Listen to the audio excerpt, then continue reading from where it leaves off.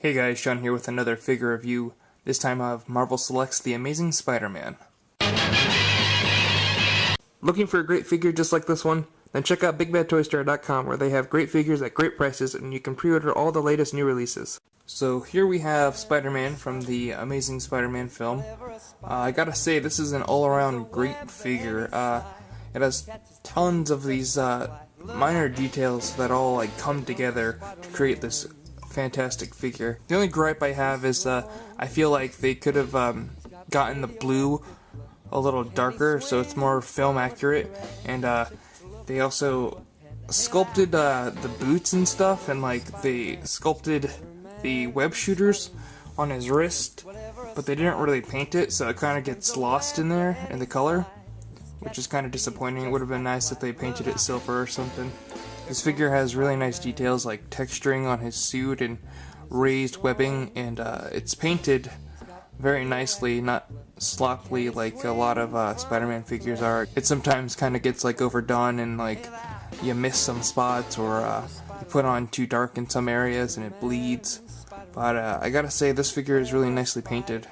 One thing I appreciate about the sculpt is that if you look at his leg on this ball joint right here, the suit's line right here is sculpted onto the ball joint, so you don't lose the functionality of the suit when you move it around. And it does that as well on the front, on the ab crunch right here. The legs of the spider still line up and whatnot. And same thing on the back, which is really nice.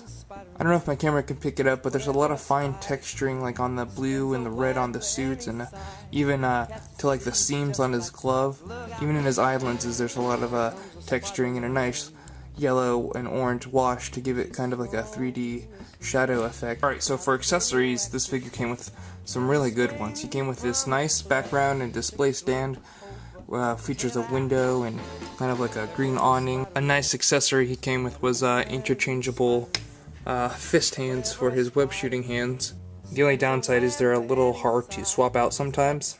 On the display stand there are a couple peg holes, so you can display him nicely on there. And here he is displayed on the stand. It would have been nice if they included, in addition to the web slinging hands and the fist hands, maybe some open palm wall crawling hands, so you could have even more dynamic poses.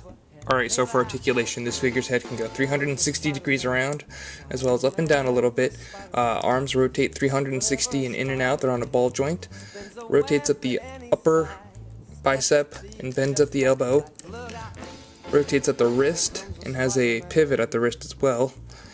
He does have an ab crunch on a ball joint. Legs go forward and back, in and out, and rotate as well because they're on a ball joint. Bends at two places at the knee, it's double jointed. Swivels at the calf and has a ball joint at the ankle, so it does go forward and back and all around. Alright, so overall I gotta say this figure is, with no pun intended, really amazing.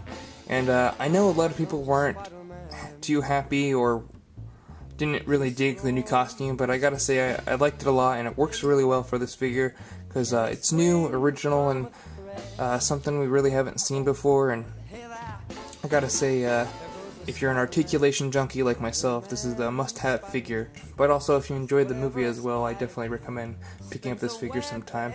Alright, that's pretty much it for this review. Catch you next time.